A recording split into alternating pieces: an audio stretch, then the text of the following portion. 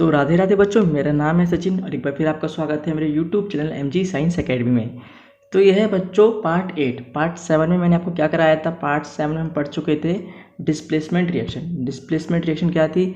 जब कोई एक एलिमेंट जो ज़्यादा रिएक्टिव होता है वो किसी कम रिएक्टिव एलिमेंट को उसी के कंपाउंड में से हटा देता है, यानी कि उसी के कंपाउंड में से डिस्प्लेस कर देता है उसे, तो क्या होती है वो डिस्प्लेसमेंट रिएक्शन होती है। एग्जाम्पल, जैसे आयरन ने क्या किया था, कॉपर को हटा दिया था कॉपर सल्फेट में से ही, ठीक है, यानी क्या बन गया, आयरन सल्फेट बन गया और कॉपर अलग हो गया था, ठीक है। ये होती है डिस्प्लेसमेंट रिएक्शन।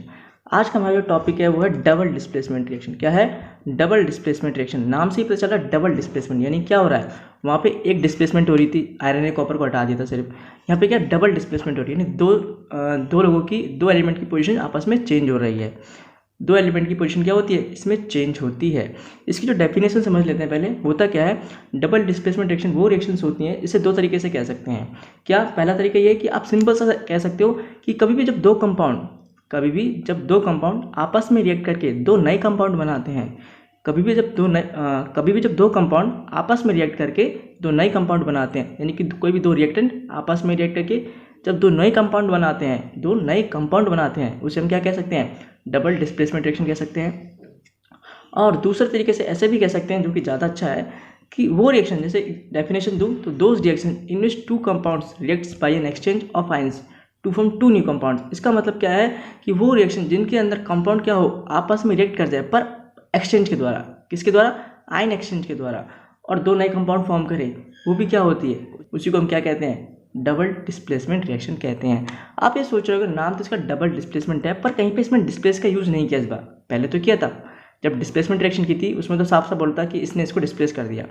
लेकिन डबल डिस्प्लेसमेंट रिएक्शन में हम लोग डिस्प्लेस का यूज़ ना करके किसका यूज़ करते हैं, आयंस का यूज़ करते हैं। किसका? आयंस का। आयंस से क्यों करते हैं? क्योंकि यहाँ पर डबल डिस्प्लेसमेंट, मतलब कहने का मतलब दो एलिमेंट की पोजीशन आपस में चेंज हो जाती है, ठीक है। इसलिए हम यहाँ पे डिस्प्लेसमेंट का ना यूज़ करके, डिस्प्लेस वर्ड का ना यूज़ करके आयन एक्सचेंज का ज़्यादा यूज़ करते हैं। किसका? आयन एक्सचेंज का ज़्यादा यूज़ करते हैं। कोई दिक्कत? बिल्कुल भी नहीं। आगे बढ़ते हैं। तो डबल डिस्प्लेसमेंट रिएक्शन के लिए हम एक एक्टिविटी करते हैं, जो है एक्टिविटी 1.10। इसको करते ही बच्चों आपके सारे के सारे जो भी डाउट आ रहे हैं आपके मन में, सारे क्लियर हो जाएंगे, ठीक है। तो पहला पॉइंट क्या लिखा है, take about 3 ml of sodium sulphate solution in a test tube, यानी कि ये पहली टेस्ट ट्यूब है। इसमें क्या लेना है आपको, सोडियम सल्फेट का सॉल्यूशन लेना है। सोडियम सल्फेट कैसा, ये जो Na2SO4 दे रखा है ना, ये इसका आपको सॉल्यूशन लेना है, ठीक है। Na2SO4 का आपने ले लिया सॉल्यूशन, ठीक है। दूसरी टेस्ट ट्यूब में क्या करना है, in another test tube take about 3 ml of barium chloride solution. आपको दूसरी टेस्ट ट्यूब में, यानी इस वाली में क्या करना है, बेरियम क्लोराइड का सॉल्यूशन लेना है। ये है BaCl2, ठीक है, ये दूसरी टेस्ट ट्यूब का, ठीक है, BaCl2 ये वाला ले लिया, ठीक है। थर्ड पॉइंट क्या कहता है, मिक्स द टू सॉल्यूशन, दोनों सॉल्यूशन को मिक्स कर दो, यानी कि क्या करो, इस वाले को इसमें डाल दो, डाल दिया तो सॉल्यूशन मिक्स हो गए, ठीक है। क्या लिखा है, व्हाट डू यू ऑब्जर्व, आप क्या ऑब्जर्व करते हो। तो मैं आपको बता दूंगा होता क्या है। बेसिकली जैसे ही आप सोडियम सल्फेट में बेरियम क्लोराइड को डालते हो तो एक वाइट कंपाउंड फॉर्म होता है, और जो भी चीज़ नीचे बैठ जाती है, यानी कि नहीं घुलती, तो उसे क्या बोलते हैं, उसी को प्रेसिपिटेट कहा जाता है। क्या कहा जाता है? प्रेसिपिटेट, यानी कि जो नीचे जाके बैठ जाए। तो वो एक वाइट कंपाउंड फॉर्म होता है जो नीचे जाके बैठ जाता है सॉलिड फॉर्म में, तो वो कौन सा होता है, वो होता है आपका बेरियम सल्फेट होता है। कौन सा होता है? Barium sulphate. एक चीज़ मैं आपको और बता देता हूँ, क्या कि जब भी प्रेसिपिटेट आए तो उसको आप किस साइन से दिखाओगे, जैसे बेरियम सल्फेट का यहाँ पे प्रेसिपिटेट बनता है, तो उसे आप कैसे दिखाओगे, बेरियम सल्फेट लिख दिया, ब्रैकेट में एस लिख दिया, यानी कि सॉलिड फॉर्म में, और उसे आप इस तरह से एरो दिखाओगे, ठीक है, डाउनवर्ड, यानी क्या है, वो नीचे बैठ रहा है। जब भी कोई गैस निकल रही होती है तो उसे हम कैसे दिखाते हैं, ऊपर की तरफ दिखाते हैं, ठीक है, इसका ध्यान रखना। नीचे मतलब प्रेसिपिटेट हो रहा है, बैठ रहा है, इसको एरो दिखाते हैं, आपको समझ में आ जाएगा टीचर को, ठीक है, क्या है कि ये प्रेसिपिटेट है, ठीक है, ये क्या है, प्रेसिपिटेट है, कोई दिक्कत नहीं। आगे बढ़ते हैं, ठीक है। आगे क्या लिखा हुआ है, you will observe that a white substance which is insoluble in water, जैसा कि मैंने कहा था एक वाइट सब्सटेंस फॉर्म होता है जो कि पानी में नहीं घुलता, this insoluble substance formed is known as precipitate. इस जो इनसॉल्युबल सब्सटेंस है, यानी कि जो पानी में नहीं घुला, वो सब्सटेंस क्या है, उसी को हम लोग प्रेसिपिटेट बोलते हैं। क्या बोलते हैं? प्रेसिपिटेट। अब बात ये आती है कि कौन सा है, ये वाला प्रेसिपिटेट बना है कि ये वाला प्रेसिपिटेट बना है। तो देखो सॉलिड की फॉर्म में कौन सा बना है, ये वाला, तो यानी ये वाला प्रेसिपिटेट बना है, ये वाला आपका प्रेसिपिटेट बना है।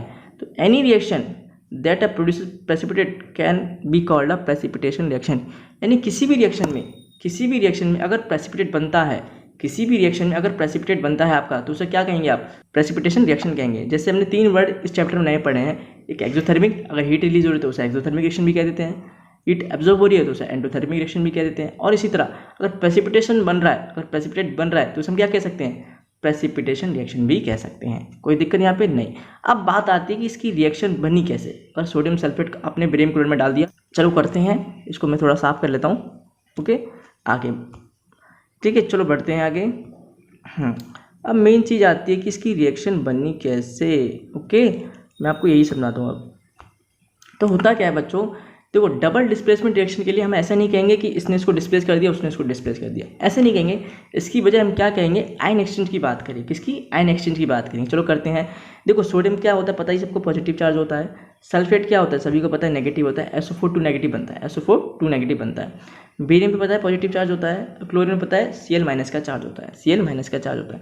तो ठीक है, तो होगा क्या? देखो होगा क्या बच्चों, आपस में क्या करेंगे? दो कंपाउंड आपस में अपने एलिमेंट्स को क्या करें? एक्सचेंज कर लेंगे, पॉजिटिव नेगेटिव के साथ, नेगेटिव पॉजिटिव के साथ। ठीक है, तो होगा क्या? देखो ये वाला पॉजिटिव इस वाले के साथ रिएक्ट कर लेगा, ये वाला पॉजिटिव इस वाले के साथ रिएक्ट कर लेगा। कोई दिक्कत बिल्कुल भी नहीं। तो क्या बनेगा? सोडियम क्लोराइड बन जाएगा, यहाँ बन गया। बेरियम सल्फेट बन जाएगा, यहाँ बन गया। ठीक है, तो इसमें क्या हुआ? दो लोगों की, दो एलिमेंट की पोजीशन चेंज हुई। सोडियम यहाँ से यहाँ पे आ गया, ठीक है, और बेरियम यहाँ से सोडियम की जगह पे आ गया। ठीक है, यानी कि क्या हुआ? सोडियम बेरियम की पोजीशन आपस में चेंज हो गई, यानी कि दो चेंज हुए, दो डिस्प्लेस हुए। तो इसे क्या बोलेंगे? डबल डिस्प्लेसमेंट रिएक्शन बोलते हैं। इसे आप इस तरह से भी समझ सकते हो। एक और तरीका है, मैं उसे समझा देता हूँ, कैसे दिखाता हूँ, मैं इसे इरेज कर लेता हूँ। ठीक है, उस तरीके से आप समझ सकते हो कि क्या है। जैसे कि हम जानते हैं सोडियम जो होता है, जो सोडियम होता है वो ज़्यादा रिएक्टिव होता है किससे? बेरियम से। सोडियम जो होता है ज़्यादा रिएक्टिव होता है किससे? बेरियम से। तो क्या करेगा? सोडियम बेरियम को डिस्प्लेस कर देगा। आप ऐसा भी समझ सकते हो कि सोडियम ने बेरियम को डिस्प्लेस कर दिया, तो क्या हो गया? इसकी जगह पे सोडियम आ गया, यानी सोडियम क्लोराइड बन गया। अब बेचारा बेरियम अलग हो गया और सोडियम से सल्फेट को छोड़ के चला गया, तो अकेला सल्फेट अलग हो गया। दोनों अलग हो गए, Ba2+ और SO4 2 नेगेटिव। अब क्या करेंगे? ये दोनों आपस में कंपाउंड बना लेंगे, ये दोनों आपस में एक कंपाउंड बना लेंगे जो कि होता है बेरियम सल्फेट। आप इस तरह से भी समझ सकते हो। पर इसमें हम ज़्यादातर बात किसकी करते हैं? इसमें हम बात करते हैं आयन एक्सचेंज की बात करते हैं, कि किसी भी रिएक्शन में जब कंपाउंड बनते हैं, नए कंपाउंड बनते हैं और पुराने कंपाउंड क्या करते हैं? आपस में एक्सचेंज कर लेते हैं आयन को। पुराने कंपाउंड यानी कि रिएक्टेंट के जो कंपाउंड होते हैं वो आपस में आयन को एक्सचेंज कर लेते हैं और नए कंपाउंड बनाते हैं प्रोडक्ट में। उसी रिएक्शन को क्या बोलते हैं? हम लोग डबल डिस्प्लेसमेंट रिएक्शन कहते हैं। ठीक है, कोई दिक्कत? समझ में आ गया सारा? ये एक्वस की फॉर्म में क्योंकि पानी में सॉल्यूशन बनाया था, ये एक्वस की फॉर्म में क्योंकि पानी में सॉल्यूशन बनाया था, ये सॉलिड क्योंकि नीचे प्रेसिपिटेट बना था, और ये एक्वस क्योंकि ये जो सॉल्ट होता है ये पानी में ही रह जाता है, ये सॉल्यूशन में ही रह जाता है। ठीक है, इसलिए एक्वस की फॉर्म में। कोई दिक्कत है? बहुत आसान है। ठीक है, आगे बढ़ते हैं। आगे बच्चों का क्या लिखा हुआ है? व्हाट कॉजेज दिस, यानी कि इसका कारण क्या होता है? व्हाट कॉजेज दिस, यानी कि इसका कारण क्या होता है, क्यों होता है? तो ऐसा इसलिए होता है कि the white precipitate of barium sulphate form होता है। कैसे फॉर्म होता है? वो फॉर्म होता है by the reaction of sulphate and barium ion. जैसे कि मैंने भी आपको बताया था कि बेरियम आयन क्या करता है? सल्फेट आयन से रिएक्ट कर जाता है, तो क्या बन जाता है? बेरियम सल्फेट बन जाता है। ठीक है, the other product formed is sodium chloride. एक दूसरा प्रोडक्ट भी बनता है, क्या नाम होता है? सोडियम क्लोराइड, NaCl होता है, which remains in the solution, जो पानी में ही रहता है, इसलिए इसे एक्वस की फॉर्म में लिखा गया है। ठीक है, सच रिएक्शन यानी ऐसी रिएक्शन, सच रिएक्शन यानी ऐसी कोई reaction in which there is an exchange of ions between the reactant, यानी ऐसी कोई रिएक्शन जिसमें रिएक्टेंट के अंदर, जिसके रिएक्टेंट के अंदर आयन का एक्सचेंज हो रहा है, जिसके रिएक्टेंट के अंदर आयन का एक्सचेंज हो रहा है, are called double displacement reaction. यानी उस रिएक्शन क्या बोलते हैं? डबल डिस्प्लेसमेंट रिएक्शन कहते हैं। आपको समझ में आ गया होगा? ठीक है, आगे बढ़ते हैं बच्चों। आगे क्या लिखा हुआ है बच्चों आपका? आगे लिखा हुआ है रिकॉल एक्टिविटी 1.2, यानी एक्टिविटी 1.2 पे थोड़ा ध्यान दो। क्या है? वेयर, जहाँ पे आपने क्या किया था? Where you have mixed the solution of lead nitrate, यानी कि PbNO3 ट्वाइस का आपने एक सॉल्यूशन लिया था, एंड पोटेशियम आयोडाइड KI का आपने एक सॉल्यूशन लिया था। ठीक है, आपने दोनों को मिक्स किया था, तो क्या हुआ था? What was the colour of precipitate form? हमने देखा था एक प्रेसिपिटेट बना था, हमने देखा था एक प्रेसिपिटेट बना था, येलो कलर का प्रेसिपिटेट बना था बेसिकली। ठीक है, तो पहले मैं आपको उसकी रिएक्शन लिख देता हूँ। ठीक है, तो एक्टिविटी 1.2 क्या थी बच्चों? जब हमने एक सॉल्यूशन लिया था लेड नाइट्रेट का और एक लिया था पोटेशियम आयोडाइड का, दोनों को मिक्स कर दिया था हमने, तो ये है उसकी रिएक्शन। क्या है? ये है उसकी आपके लिए रिएक्शन कि आपने क्या लिया, लेड नाइट्रेट लिया, पोटेशियम हाइड्रेट लिया, क्या लेड नाइट्रेट लिया और पोटेशियम हाइड्रेट लिया, तो क्या हुआ आपका लेड हाइड्रेट बना और पोटेशियम नाइट्रेट बना। ये कैसे बना आपका, और पूछा क्या उसने कि ये तो रिएक्शन होगी आपका, ये होता है ना ये वाला बच्चों आपका, ये लेड हाइड्रेट जो होता है ना, यही आपका पीपीटी बनता है, यही आपका पीपीटी बनता है। पीपीटी बनता है तो उसे नीचे डाउनलोड की फॉर्म में दिखाया जाएगा, और कैसा होता है ये सॉलिड की फॉर्म में होता है। ठीक है, यही आपका पीपीटी बनता है, ये आपका क्या होता है पीपीटी बनता है। कैसे कलर का होता है, येलो कलर का होता है, ये येलो आपका कलर होता है। ठीक है, ये येलो कलर में आपका बनता है, कोई दिक्कत नहीं।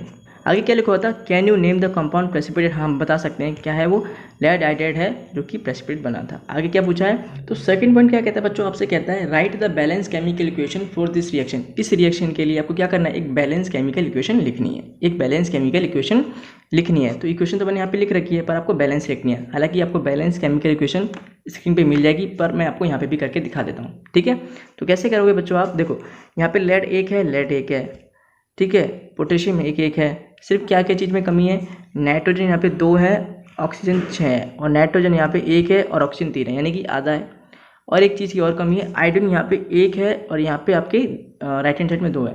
चलो इसी को कर लेते हैं, स्टार्टिंग करते हैं हम नाइट्रोजन से स्टार्ट करते हैं। ठीक है, नाइट्रोजन से स्टार्ट करते हैं बैलेंस करना।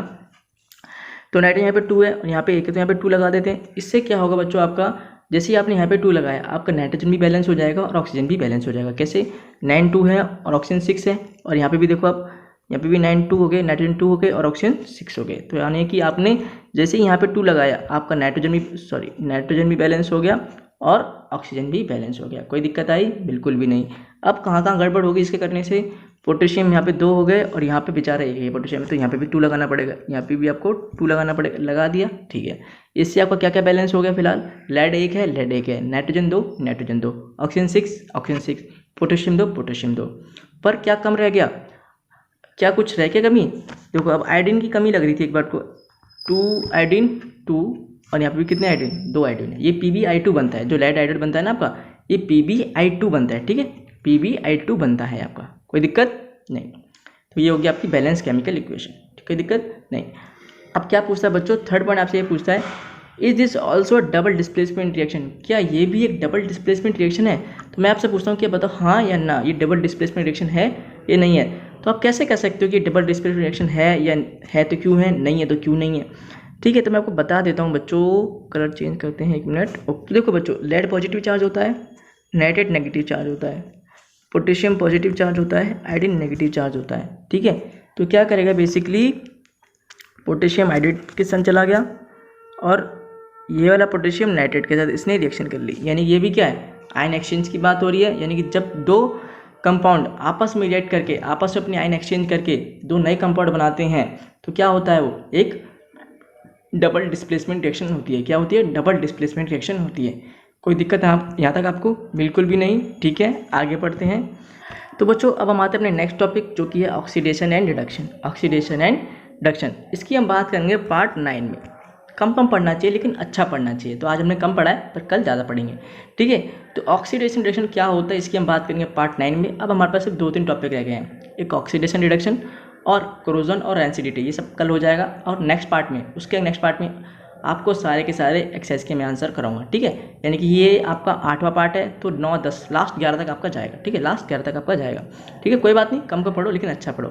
तो बच्चों अगर आपको ये 8वां पार्ट अच्छा लगा हो तो प्लीज़ वीडियो को लाइक करना, चैनल को सब्सक्राइब करना। ठीक है, अपने सभी दोस्तों में शेयर करना। और कोरोना का टाइम चल रहा है, इसलिए अपना ख्याल रखना, अपने परिवार का ख्याल रखना। ठीक है, मिलते हैं अगली वीडियो में। राधे राधे।